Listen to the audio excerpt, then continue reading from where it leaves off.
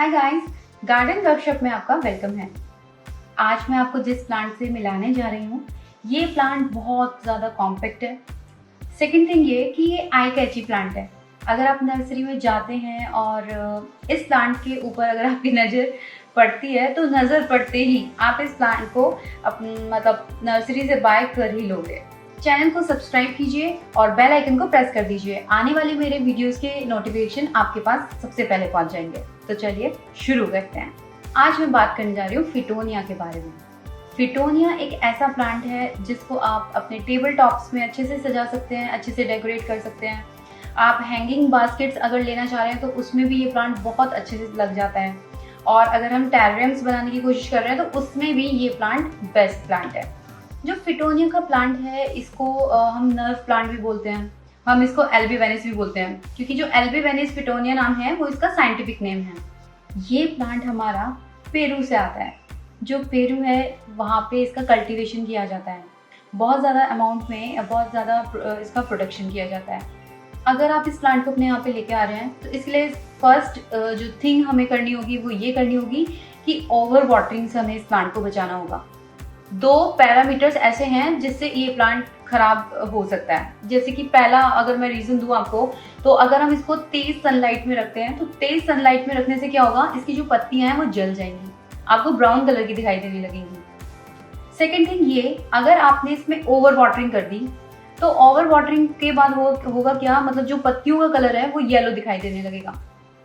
तो 2 चीज तो आपको मेंटेन करके ही रखनी पड़ेगी। अगर हम इसका सॉइल कंपोजिशन रेडी करते हैं तो जो इसका सॉइल कंपोजिशन है वो ऐसा होना चाहिए कि जो वेल ड्रेन्ड सॉइल तो हो, साथ ही के साथ मतलब जो आप मीडियम रेडी कर रहे हो उस मीडियम में नाइट्रोजन का जो अमाउंट है वो बहुत ज़्यादा होना चाहिए। नाइट्रोजन रिच हमारा जो सॉइल का कंपोजिशन है वो होना चाहिए। जो मैंने इस प्लांट के लिए अपना सॉइल कंपोजिशन रेडी किया था, मैंने इसके अंदर 40% कोकोपीट को ऐड किया है, 20% मैंने इसमें वर्मी कंपोस्ट को ऐड किया, बाकी इसमें गार्डन सॉइल है। समटाइम्स ये ओकेजनली ग्रीन फ्लावर को ब्लूम भी करता है। जो ग्रीन कलर के फ्लावर्स आते हैं उसमें एज कोई फ्रेग्रेंस तो नहीं होती, बट बहुत ज़्यादा सुंदर लगते हैं देखने में। समटाइम्स ऐसा होता है कि जब हम ओवर वाटरिंग कर देते हैं या जो इन्वायरमेंट बहुत ज़्यादा ह्यूमिड होता है और हमने पानी भी दे दिया होता है, जो हमारी सॉइल है वो मॉइस्ट नहीं होती है, सॉगी हो जाती है जब हम ज़्यादा वाटरिंग करते हैं। तो उस टाइम पे आपको एक चीज़ ये ध्यान रखनी पड़ेगी कि इसमें किसी तरीके का कोई पेस्ट तो नहीं लग गया है। इसमें 2 तरीके के पेस्ट लगते हैं, जिसका मतलब पहला तो एफिड्स हैं और सेकेंड आपके मीलीबग्स हैं। अगर लग जाते हैं तो आपको इस प्लांट को थोड़ा आइसोलेट करना पड़ेगा, आपको ऐसी जगह रखना पड़ेगा जहाँ पे बाकी प्लांट्स ना हो, और फिर इसको रिट्रीट करना पड़ेगा। समटाइम्स लोग क्या करते हैं, स्ट्रॉन्ग और कमर्शियल पेस्टिसाइड्स लेके आ जाते हैं, लेकिन इस प्लांट की जो रूट्स हैं वो इतनी ज़्यादा सॉफ्ट होती हैं कि अगर हम बाहर से कोई भी पेस्टिसाइड लेके आते हैं और अपने इस प्लांट को स्प्रे कर देते हैं तो ये प्लांट की जो छोटी छोटी जो रूट्स होती हैं, फाइबर रूट्स जो होती हैं, वो बहुत जल्दी डैमेज हो जाती हैं।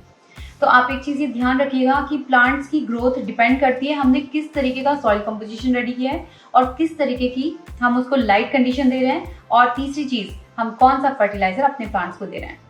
फिटोनिया के लिए एज ज़्यादा हमें कुछ करने की नीड होती नहीं है। अगर हम अपना सॉइल कंपोजिशन अच्छे से रखें और इस प्लांट को अगर अच्छे से मतलब लाइट कंडीशन का भी ध्यान रखें। अब मैं अगर लाइट कंडीशन की बात करूं तो अगर हम इसको लो लाइट में अगर प्लेस कर देते हैं, चल जाएगा, ये प्लांट थ्राइव करेगा, बट जो इसके आपको कलर्स दिखाई दे रहे हैं वो कलर्स फेड हो जाएंगे। अगर आप इसको ब्राइट लाइट में रखते हैं तो आपको इसके अंदर जो इसके वाइब्रेंट कलर्स हैं वो देखने के लिए मिलेंगे। आप इस प्लांट को अपने घर में लाइए, लगाइए और घर के कॉर्नर्स को अच्छे से डेकोरेट कीजिए। Stay healthy, keep gardening. Stay tuned with garden workshop.